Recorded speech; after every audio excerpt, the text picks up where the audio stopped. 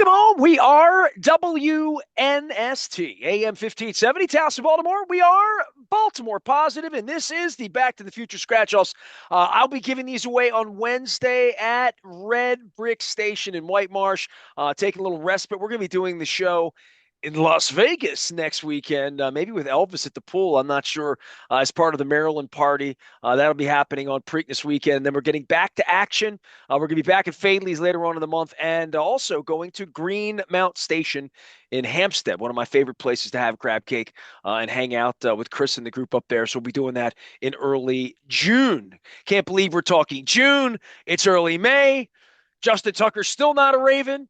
And Luke Jones, is it the pitching or is it the hitting? Is it the hitting or is it the pitching, or is this just a bad baseball team as we put on the headlines at Baltimore Positive? Can I just say yes? I mean, I always think back to Buck Showalter when he would be asked an either or kind of question, and he would often just say yes. It's funny. I have to share this with you because I shared this with my brother-in-law and with my brother. Things are so bad, and you know me, Nestor. I'm not a hockey guy, and I'm not a soccer guy, and I don't say that in a hating kind of way. Those aren't sports that I grew up following, and I still don't really follow today. But on Tuesday, I mean, things are so bad with the Orioles at this point in time. I must say, Inter Milan and Barcelona was on CBS in the afternoon. It was the Champions League semifinal. So phenomenal match. I mean, it was, and I say that as a guy who doesn't know a lick about soccer, but it was great. I really enjoyed it. Went to extra time, all that, and the Caps played game one against Carolina. Now, unfortunately for Caps fans, and I say this, with no glee or anything like that, they lost in overtime, but I thoroughly enjoyed watching those two games over whatever that performance was from the Baltimore Orioles on Tuesday night. And we're saying that way too much at this point in time. And at some point, we're just going to have to accept what the Orioles continue to tell us over and over and over and over and over. I mean, we're less than 3 weeks from Memorial Day at this point, which traditionally speaking is kind of the checkpoint where you say, okay, it's not early anymore. Look, mathematically, yeah, there's still a ton of baseball to be played, and I'll hear every argument to be made in terms of the American League and three wild cards and all of that. But at some point in time, you've got to start showing some semblance of a pulse, some semblance of life. I mean, this team is 13 and 21 right now. They have the second worst run differential in baseball at minus 63. If you didn't know anything about the players and you just looked at all these teams, you looked at the standings, you looked at run differential, the idea in baseball that run differential tends to be something that you indicate as predictive, as something that will indicate, okay, is a team really lucky, really just really bad? It's indicative of a really bad team to be at minus 63 through 34 games.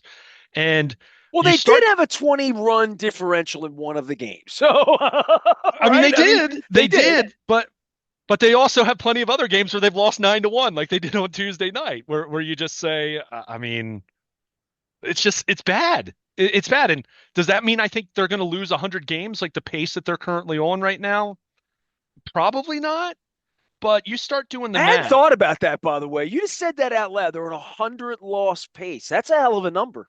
I mean, they are. I mean, that's where That they is, are right yeah. now. Yeah, I mean, A 382 winning percentage. But you start to do the math and you start thinking about this. So, and I'm not saying that this is the number this year, but generally speaking, since we've pivoted to three wild cards in each league, I think you look at, kind of a benchmark of 87 wins, 88 wins, that kind of feels about right. And maybe it's less. Maybe the third wild card will be an 84 win team this year, right?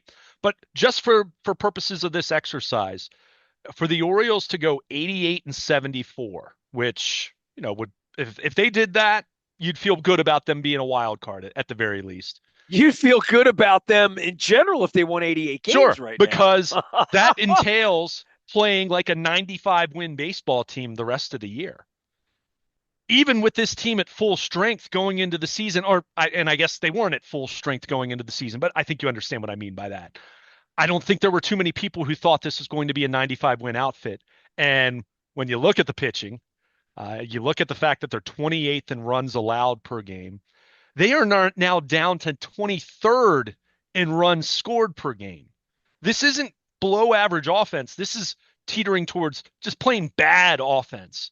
And we saw that. And look, Pablo Lopez is a good pitcher. And, if it's any given night, he can make some good offenses look bad. And he's But not even left-handed. right, exactly. He's not even left-handed. So, but I mean, you struck out 17 times on Tuesday night. It's just at some point in time, the Orioles emphatically are telling us what they are. By the way, did you see And the Will Clark video? Will Clark. Oh, go ahead. You look him up. No. That just Will the Thrill played for the Orioles. Okay, Good well, guy. yeah, He liked we'll get me. to that in a But moment. so Yeah, because nonetheless, he just you said something piqued my about striking curiosity. out. Okay. The striking out thing was just sort of like he did a very very profane thing about striking out and sucking. So nonetheless, go ahead. I have to get some comedy in here because Yeah. if I don't, I'm going to sit with Mickey Coachella next week on his podcast. I'm trying to be funny, Well, working that's my why way I up. let off. I mean, you know me. I'm not Mr. Soccer or hockey, and I'm telling you that I've resorted to started to watch soccer and hockey because things are so bad. But I just you look at this thing and it's just all right. I'll hear Zach Eflin looks like he's on track to return this weekend, and that's going to help. Because goodness, I mean, Charlie Morton's starting another game now. So this team on the heels of having a 3-game losing streak and a Hold season, on a second. he's starting They tonight. they put Charlie Morton back in the rotation, I right? mean, for now, for this We gotta start, stop and just you know, stop the music for a minute they and they talk about need that. to, they're pushing back Dean Kramer a day. I'm guessing it has to do with the line drive he took off his leg. But that's where they are. Brandon Young in AAA, which not saying Brandon Young looked great in his 2 starts as an Oriole. He's on the IL now with a shoulder issue. I mean, their pitchers either can't perform or they can't stay healthy. I mean, it's a bad baseball team, and I would love nothing more than to be able to have a mea culpa in 3 weeks and say, all right, maybe we jumped the gun a little bit. But I mean, they're exuding everything that bad baseball teams do. Their pitching is awful. Their offense is below average to bad at this point. Yeah, I think this is the stuff that gets people fired, right? And I know we talked about this a couple weeks Yeah, ago, and I look at it and I just the organization and Rubenstein's hiding and he didn't know enough to make a baseball decision to hire a baseball guy. I don't who he listens to at this point, who's got his ear, whether they yeah. know anything about baseball. People are writing to me now. I literally I'll read my letter out loud to you in a minute because after a 9-1 loss, we're only going to go so much. We're going to break down every strikeout. I don't know what we're going to do, but I but do want to but talk about Cade Povich a little bit, but but go as ahead. bad as it's been, that was my thought. Because I reread my Dear Katie Griggs letter for my own edification, because I'm writing a letter to Justin Tucker, and I'm just trying to pick up my own writing tone on just where I am in life and the frustration that I have spoken to you about earlier this week, the frustrations that Sig and I spoke about last week, frustrations that I wear on my sleeve in a general sense about the disappointment about on and off the field. I mean, with the Ravens on the field's fine until Mark Andrews drops the ball, or they miss a kick, or they don't show up on the podium, or they have to cut their kicker for football reasons while drafting another. It's just on and on and on. But this baseball season was supposed to be something.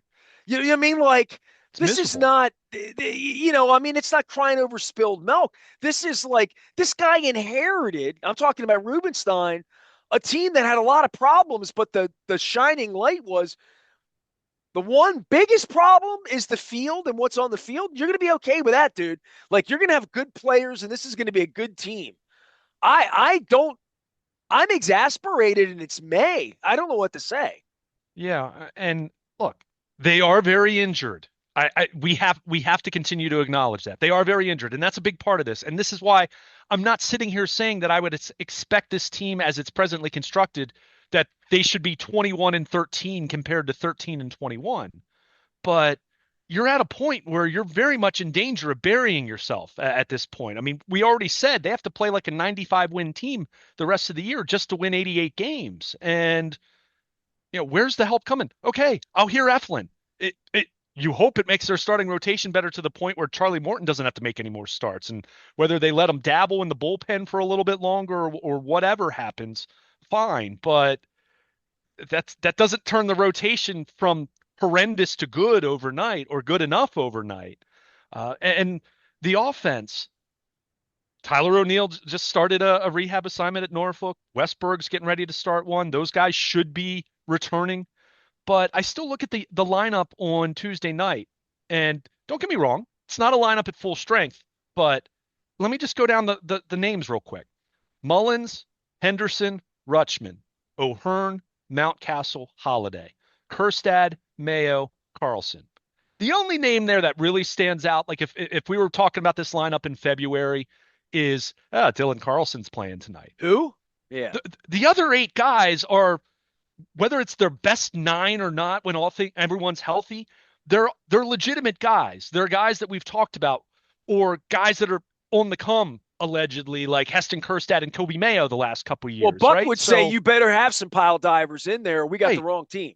But my point is with that, so that lineup, you look at that lineup and say, oh man, the injuries are really catching up. I mean, those are eight guys that we've talked about as being either guys that are established major leaguers or guys that are going to be real things for you over the next few years. And, I don't want to pick on him individually, but Kobe Mayo isn't a major league third baseman. He continues to show that, and he struck out three more times. I mean, this goes back to last August. I'm waiting for Kobe Mayo to show me a sign that he's a major league baseball player. I mean, this guy's a top 15, 20 prospect in baseball, and his struggles continue.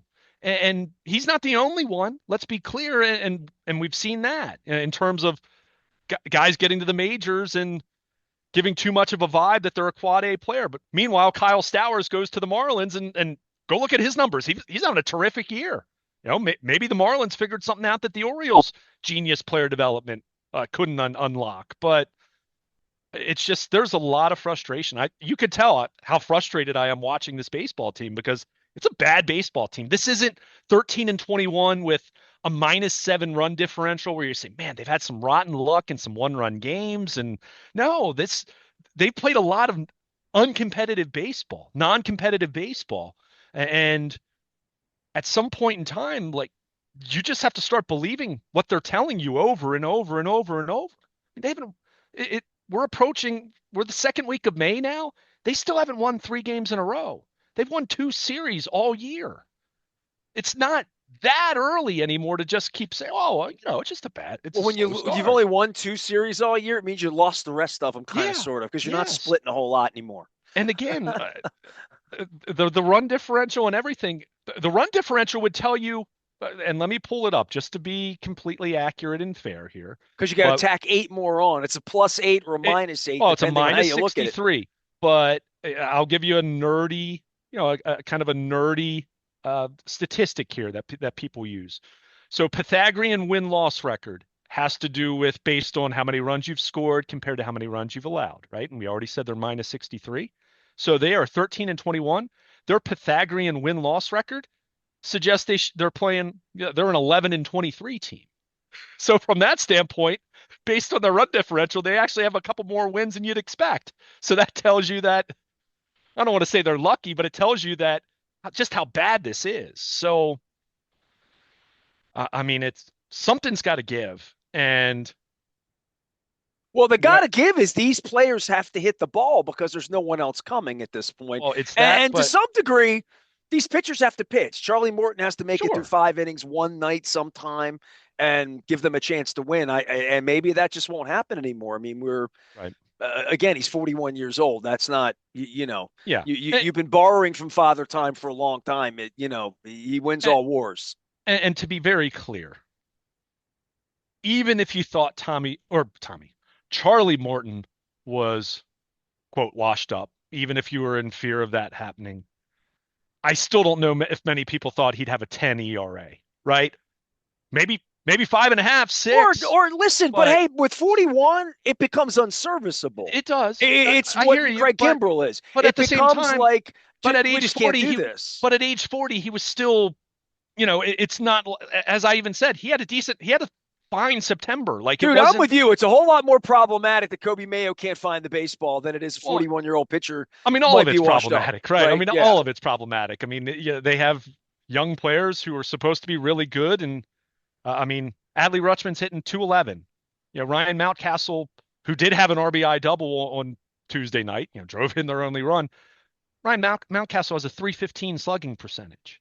I mean, go down the list as far as how these guys are performing or not performing. I do find it interesting, and this, I say this in jest to a point, but maybe not. Jackson Holliday, who's really started swinging the bat well, and you kind of look at his numbers, they're looking quite representative at this point. I mean, he's looking looking the part of an ascending young player who's playing better and better. He hits the ball hard, He's hitting man. He makes 272 now. contact. Yeah, and he struck out twice. I mean, everyone struck out on Right. Tuesday night, but he had a hit. He's hitting 272. His OPS is up there 780-ish. But he recently noted that his dad noticed something with his stance and made an adjustment. And look, let me be clear. I don't say this in a way that's making fun of the Orioles hitting coaches because it's Matt Holliday. I mean, a guy that's going to go down as a Hall of Very Good-ish kind of, he had a heck of a career, right? I mean, not saying a Hall of Famer, but someone who brings a level of credibility that the average player's dad, even if they played in college or dabbled in minor league ball or something like that. But I say this in jest, but at the same time, well, maybe Matt Holliday should be their hitting Yeah, they coach. should hire him. Yeah. Right. I mean, Yeah. and it's funny. And again, I'm saying that tongue in cheek mostly, If but Peter Angelos were here, he'd be on staff yeah, now. I and mean, again, I'm not seriously calling for that. However, he'd say, "Does he know more than Rick Dempsey?" Is what he would there is say. something to be said that I've noticed the Mariners, for example, and the Mariners, obviously their offense was awful last year. And that was a big sticking point for them in terms of they had this great starting rotation and their offense just didn't do the job.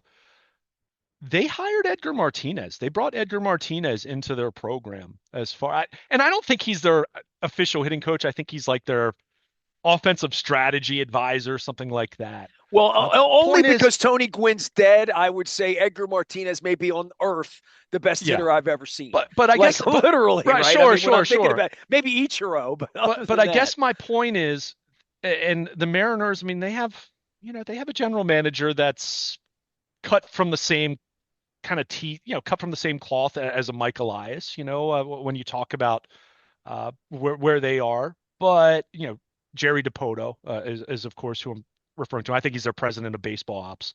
But, they have Edgar Martinez in the mix there, who's not someone that you would think of that, is an analytics guy. And look, he might be very well versed in that. But I guess my point in saying that, and again, this wasn't me seriously calling for Matt Holliday to be their hitting coach, but maybe there does need to be a greater emphasis on some coaches with carrying a little more clout from a major league experience standpoint. Maybe there's something to be said for a little more emphasis on the human element. We've talked about that with the roster construction with the veterans. But whatever the case, and again, this kind of brings it back to my big picture uh, question here or also brings it concern back to my email. But go ahead, it's good. is, my question here is, are we going to continue to just keep doing the same thing here? I mean, your player development gets these guys to AAA and ready for the majors, but is there something missing? Is there something that other teams have caught up to that you need to make an adjustment here? As I mentioned, the changes they made from a hitting coach standpoint really kind of looked more like window dressing than drastic changes. They promoted two guys from within and they hired an assistant hitting coach from the Mariners who I just spent time talking about Well, how the bad their question would be: offense was was the hitting last year. broken last year, or And was it that's just what, broken in October? What was it well, the broken at second half, all? And yeah, second I half, I mean, mean, you and blaming the hitting coaches because Jackson Holliday and Kobe Mayo couldn't hit, or because the rest of them were okay, right? I mean, I didn't look at but, last year and say heads have got well, to but roll about the hitting. I would say that May second 7th half of though, this year. second half though, the hitting did fall off.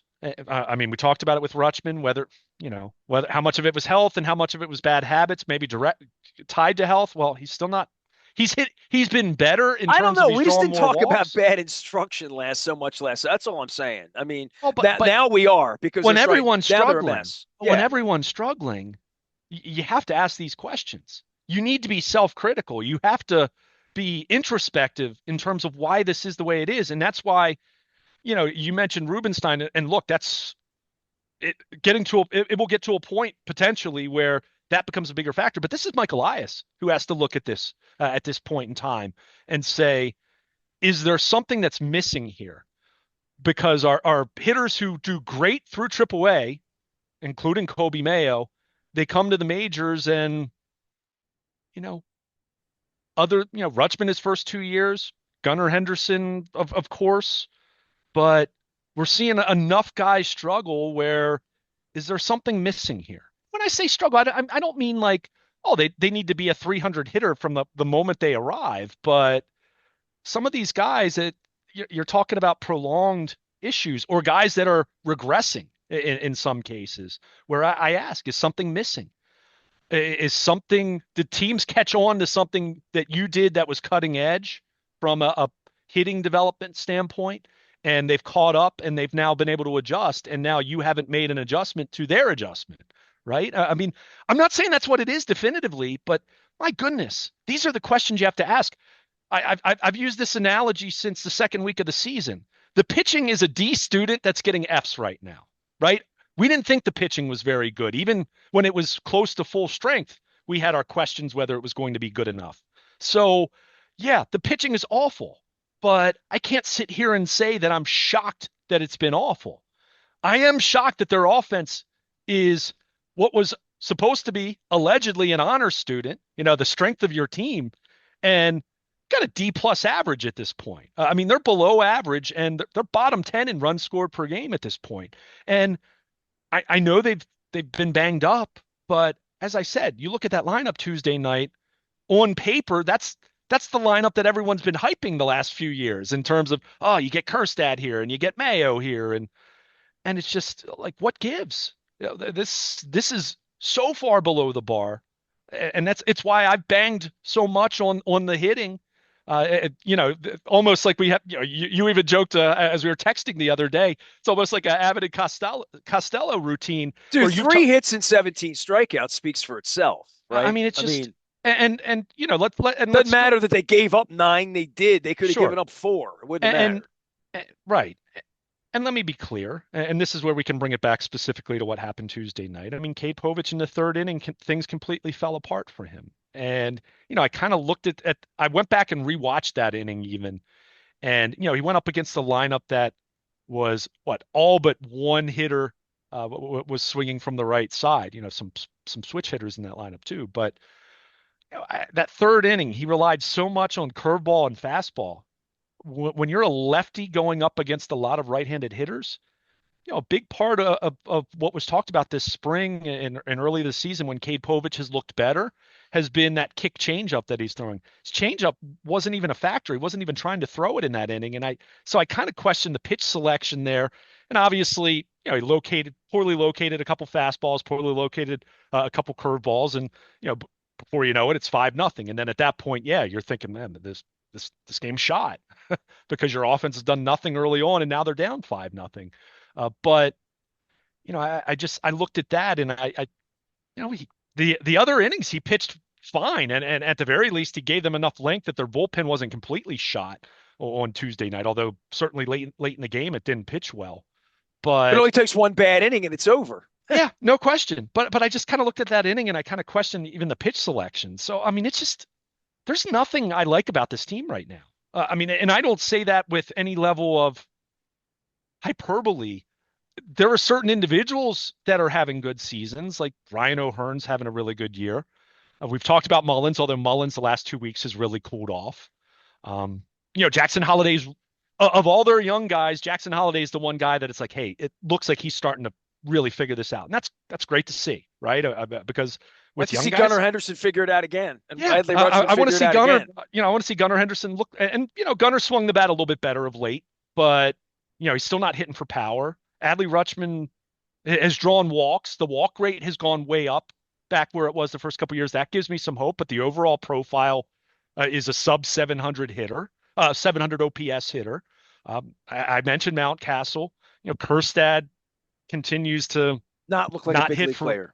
I mean, I'm not ready to go that far, but certainly not looking like a starting to me, looking like more like maybe a reserve, which even then that's a flawed profile because he's not strong defensively. So it's not a whole lot to be encouraged by right now, other than yes, Zach Eflin's coming back this weekend, the way it sounds, if his bullpen session midweek goes well. So that's good. That will make them better. How much better? Well, he pitches once in the rotation, right? Well, He's this is one. where Kyle Gibson and the rest of this thing, I like mean, it's got the to be names better. we've thrown Yeah, out, Shigano has to continue to be the one guy every fifth day to give him a chance to win. yeah. But even with that, you just look at this. It's like it's not. It doesn't carry the makeup of a team that has the ability to get on a roll. I mean, it just doesn't. I mean, and to be clear, being 13 and 21, that doesn't mean you have to win 14 straight and make it all up at once. There's still enough time to say you win two out of three, you win two out of three, you win two out of three, you split a 4 game set, win two out of three, right? I mean, if you can Well, do they'll that, be up which, late at night this weekend trying to do that against the Angels, right? I mean, yeah, especially against these bad teams. They've got. I mean, I don't know. They are a bad team. yeah, well, and that's the thing. I mean, you look at it on paper and you say the month of May. I mean, the schedule sets up to get back in this thing. But at the same time, the Twins and the Angels and other teams that the Orioles are going to be playing here in the coming weeks are looking at Baltimore and saying, "Man, they're really struggling. This is a chance for us to win some games here." I mean, the Twins have been bad. I mean, the Twins are I don't want to say kindred spirits that they're exactly like the Orioles, but remember the Twins had that awful September last year where, they didn't make the playoffs and, that's kind of carried over to this year where, again, they've been underwhelming and disappointing in the AL Central, but well, they looked really good with Pablo Lopez on the hill on Tuesday night. And I'd be remiss if I didn't mention this as well. Another decision, a second guess of Mike Elias. Danny Coulomb, he pitched on Tuesday night. Do you see what his ERA is? Zero. It's still zero. Meanwhile, the Orioles chose CNL Perez, who has a 9.2 ERA. That's one that's still. I said it at the time in the offseason. I mean, they declined a $4 million option for They were Coulomb. worried about him, right? They I didn't think he was for his assume health they or were whatever. worried about his health. Well, a month and a half into the season, he looks fine, and he's pitched well. Even missing enough bats, which was something I did acknowledge late last year. So again, whether your predictive models and your numbers that you run and all of that, I question. Well, is something wrong with that then? And who knows? Maybe Danny Coulomb breaks down next week, and Elias will look smart. But I don't know. I mean, for $4 million for what Danny Coulomb meant to your bullpen the last couple of years, that always felt weird to me. But so far he's pitched really well for the Twins. So just another decision you can kind of point to and say, you start to ask questions as far as just how much confidence you have in any of this at this point. Front office, coaching staff, players. I mean, there's not a whole lot to be overly optimistic about as it pertains to 2025. I'm not, believe me, my tone of doom and gloom isn't that this whole thing is shot to the point where you're going to have to go through a 5-year rebuild again. I'm not there. Let me be clear, but I am very worried at this point that 2025 could end up being a lost season. I mean, because It already it's is so just, far. I mean, yeah. they have I to go a mean, long way to like I save it, said, right? I mean, you have to play like a 95 win team. You have to play 586 baseball the rest of the year to go 88 and 74. That's just to go 88 and 74. And even if this pitching staff does get healthier, you need to make sure you don't lose anyone else in the process. And again, this offense, we're waiting, right? I mean, we're waiting, and it's not getting any better. In some ways, it's getting worse. I mean, go look at what their run output has been the last 2 weeks. It's been bad, like bad, and terrible, terrible pitching with below average to bad offense. Not even taking into account the defense or the base running, which those elements haven't been very good either. I mean, they're telling you loud and clear what they are. If they're going to prove otherwise, then it's going to be a drastic shift here at some point sooner than later. But man, it's again, we're less than 3 weeks away from Memorial Day, and this team's got a lot of work to do to make things up, to show that they're a better baseball team than they've shown really at any point here over the first 6 weeks of the season. All right, so I got something for you here, and this is nothing of any conjecture of mine. I've not made a phone call on this. I have not called any member of the Ripken family or Maroon team or any of the people that I've known for 30 some odd years and traveled halfway around the world with at one point. Will Law's longtime listener, he's one of the 10 that we have, and wrote me a letter. And I could read it out loud. It has to do with Katie Griggs and press passes and all that stuff, but just asking about Cal Ripken's involvement. And 3 times a week now, people are coming up to me because Cal has put himself on television behind home plate. His kids doing the podcast. It's Ripken this, it's Ripken that. His brother's on television every day. He's involved in the ownership, part of the ownership. However, I don't, who knows what the financial arrangement to all of that would be. I have not been allowed to ask any questions. I guess I could text Cal if I wanted to. Maybe I shall. I probably talked to John Maroon the whole, what's the Ripken story on all of this. But the story to the fans is your Edgar Martinez thing, your Matt Holliday thing, the notion that Cal Ripken was always going to ride in on a white horse with a number 8 on it and save the day and save the franchise. I don't think anybody believes that at this point, but some people do. And he is involved and his hands are sticky, whether he wants it to be or not.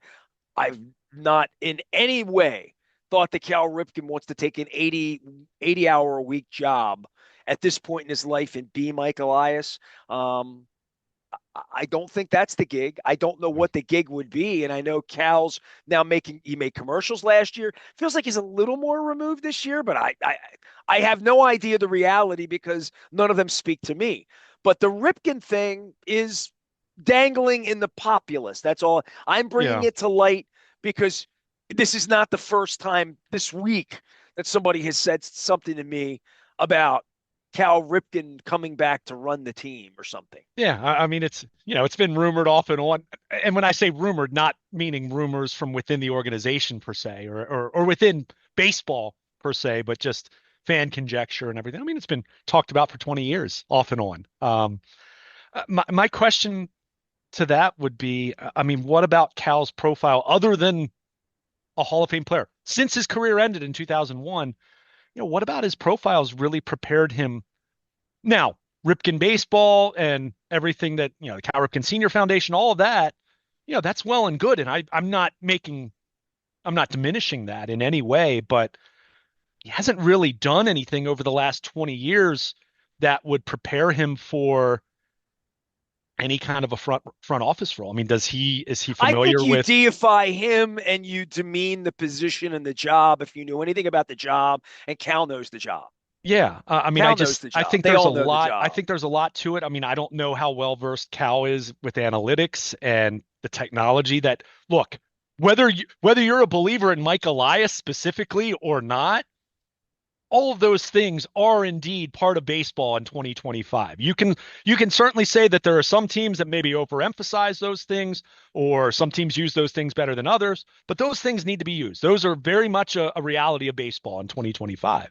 So for anyone, and I don't say this to pick on Cal, I would say this for any former player, any former manager, like Buck Showalter, for example. I mean, I think a big thing that kind of led to Buck having a shelf life with the Mets, for example, was he knew enough with analytics, but was it enough that it kept everything the way you wanted it to Well, let be me give from a you an long-term example. My dear standpoint? friend Barry Trotz in hockey left the bench to become, to run the team. Yeah, And this in Nashville, where he's a yeah, legend who never won, and they've been terrible. And I haven't talked to Barry in a year and a half, a long time. yeah. And I don't know enough about hockey. You know more than me. You watched it yesterday, Yeah. and I talked about it yesterday with Leonard Raskin a little bit about all the Game 7 madness the other day in Winnipeg and all that. But Actually, um, I caught a little bit of that. It was fun. yeah, I mean it's fun, right? A Yeah, lot more fun than losing 9-1 and striking out yeah, 17 times with 3 hits.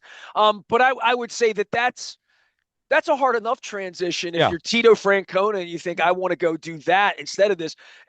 This is like John Harbaugh doing Eric DeCosta's job, or Bill Belichick thinking he's a recruiter at North Carolina now with his yeah. 24-year-old girlfriend, who's they've got all this salacious. It's just crazy. But And but that the movement of that and the fans' minds of seeing Cal Ripken there in the same way that you're very tongue in cheek saying get Jackson Holiday's old man in here to be the hitting coach. You know yeah, what I mean? I Like, it's not even sensible, but well, it's also like we have a neophyte owner here who all he has is Mike Elias. That is his white knight and his North Star. Other than maybe Cal Ripken. I made a joke already in this piece about Rick Dempsey being in Angelos's ear. How do you think Flanagan got the gig? Flanagan went up to, that Brady Anderson used to meet with I mean, Angelos loved everybody whispering in his ear. Tom Davis, what do you think? What do you think? What do you think? Like Trump inviting Bill Maher to do, what do you think? What do you think? I don't think Rubenstein's that guy. He's made $1 billion his own way, several $1 billion his own way. But I don't know what his management style is. I don't know what his tolerance is. I do know this is bad baseball. You know it. I know it. The yeah. people know it. But what are they going to do about it? And let me just go back to this because I want to make sure that I'm framing this the proper way. I'm not at all suggesting that there wouldn't be a role for Cal Ripken in some capacity. And as I said, it could be something that, with everything the Orioles do from a player development standpoint and using the technology that they use, the analytics, the predictive modeling that their analysts would use, that maybe there is a blind spot that someone like a Cal Ripken could help them with in some capacity. And this doesn't mean he takes over, that he's running the show. It would be, some kind of consultant, or hey, Well, have he you gave considered Adam this? Jones some title and is Yeah, in right, Spain. right. So, Yeah. so, so, We're talking so, about who's going to so do the that's when I look work. at Who's this, going to do the work? It's and, not and going let to be me Cal Ripken. and let me be I don't think clear. it is. And let me be clear, as secretive as they are and as proprietary as they are with a lot of what they do behind the scenes, that's not to say Cal Ripken doesn't have some input here and there on certain things. Because, say what you want, Cal is at the games quite often. He attends Well, this guy regularly. actually wrote to me about Um, whether Cal could get my press pass back, right? So yeah. that's where we are. But it's also, hey, maybe he'll run the team, and, Well, and I and again, guess it wouldn't be like, for me, like it wouldn't be anything like, oh, Cal takes over as general manager or anything like that. Far from that. But is there a potential role? Is there a potential for something that he could identify to say, hey, have you tried this? Or, we used to do this. And, that's where, again, I say this as someone who's been a baseball fan my whole life. There are plenty of terms I use now with analytics and advanced stats and knowing the technology that they use and all of that, that I wouldn't even have dreamt of 20 years ago.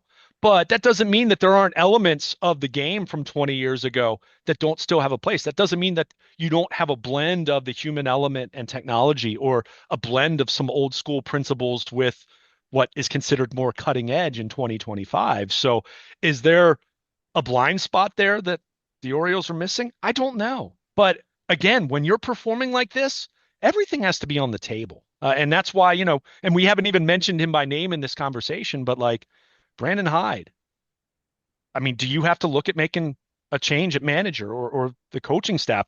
And let me be clear. When I just asked that question, that does not mean that I think that this is all Brandon Hyde's fault. I don't. The buck stops with Mike Elias. He runs the baseball ops. I mean, he's in charge of all this. But that said, when you're trying to swim upstream and you're drowning the way that the Orioles are right now, what's the one thing that you can kind of point to make a change in hopes of some semblance of a spark?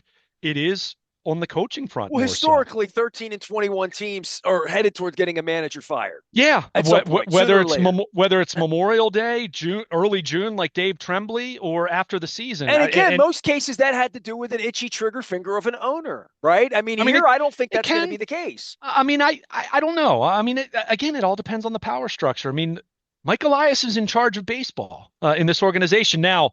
If they lose 100 games this year, does Rubenstein and the ownership group Dude, reevaluate Rubenstein things? didn't hire But him. I have no idea how he's sure. going to react, right? That's Well, that that is but that's that's why. that's But the that's test why of all of this, I think. it is. I think it is I in didn't the think Machado was going to fire Brian Billick after a 13-3, but he did because he was a new owner and he wanted his own thing.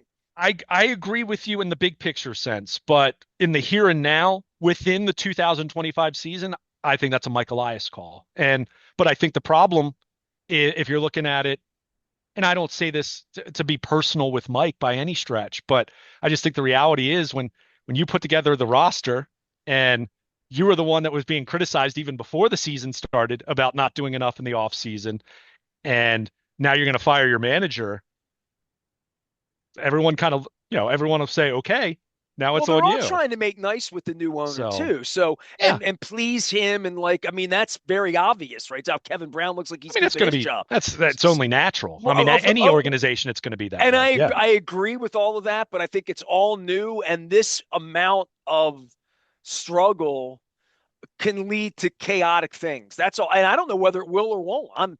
Right. It's like I wrote to Katie Griggs. I'm like Sting in synchronicity. Every breath you Yeah. take, every step you make, every game you play, every day you stay, I'll be watching you. Yeah. But I'm watching it and somebody better take charge of this. And I saw Elias in the dugout over the weekend, and it's just been a crazy week between the Justin Tucker thing and Harbaugh and the Mike Green thing and the draft. And I just, you and I had settled in most of the winter after Andrews dropped the ball and didn't show up, and then the Tucker thing happens. That, well, at least we're going to have a baseball season. At least we're going to get Yeah. together 3-4 days a week, middle of the week, and we're going to be talking about wins and losses and a race and not firing the manager Preakness week. I mean, this is insane. I did Yeah. not And see this coming. You didn't see this coming. I don't think baseball saw this coming. And not to this now, degree. Not to this degree. look, Yeah. dude, if they're the Yankees or the Mets, if they're in a real media market where people like me aren't banned and the talk of the town isn't Justin Tucker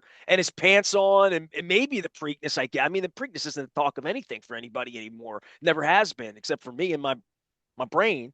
But or that horse race people care about horse racing here, but they care about the baseball team until they don't. And the team's 13 and 21, and they were already having trouble selling tickets, and they're trying to sell these 19.99 a month monetization things, and I just this is a shame. I mean, I don't know what else to say, and I'll let you wrap it because we'll have to get back after go play Yeah. an afternoon game on Thursday. We're going to be at Red Brick Station on Wednesday afternoon, but this has been a scuffle.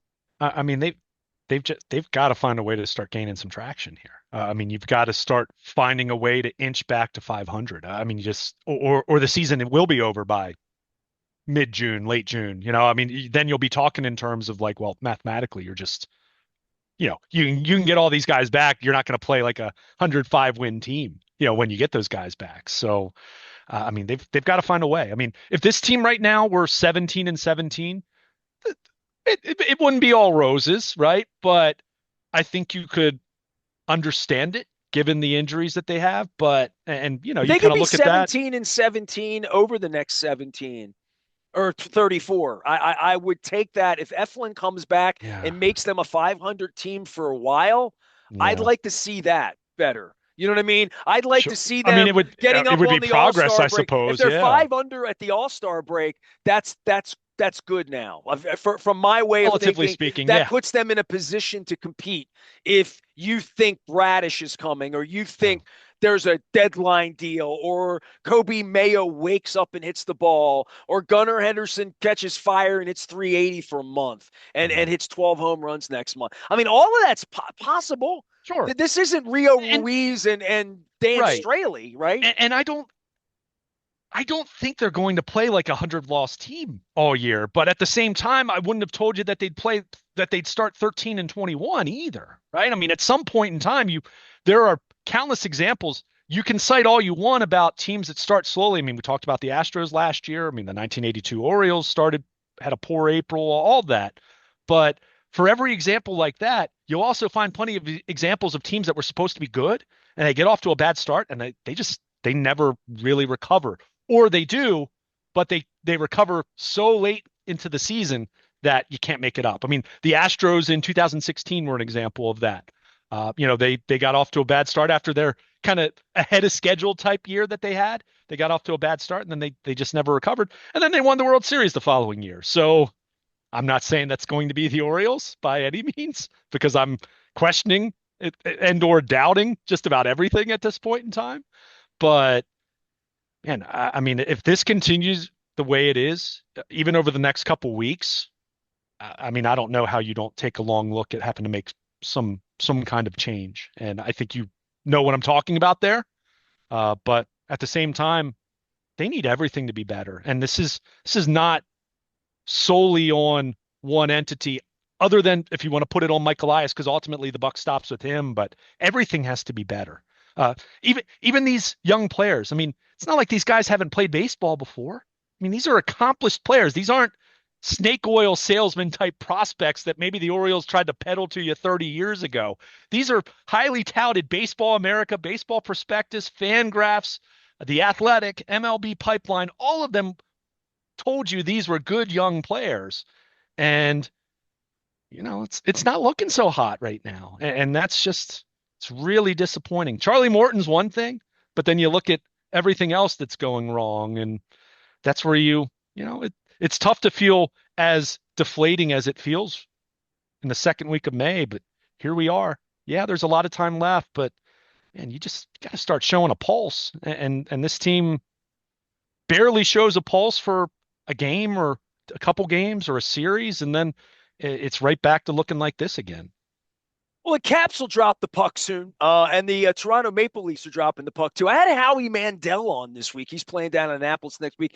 He's a Toronto Maple Leafs fan, so I threw a little hockey reference in. I know you're watching the NBA, the NHL. We got horse races next week. All sorts of things going on around here. You can find us both out on the interweb. You can find Luke out at Baltimore Positive. He will be monitoring all things Oriole baseball as they conclude in Minnesota and then go off to Anaheim this weekend. You can find me at Red Brick Station on Wednesday. I will have the Back to the Future scratch-offs to give away, and Luke and I will be opining on all things fallout of Justin Tucker as I get out and about around the community and hear what the people are saying.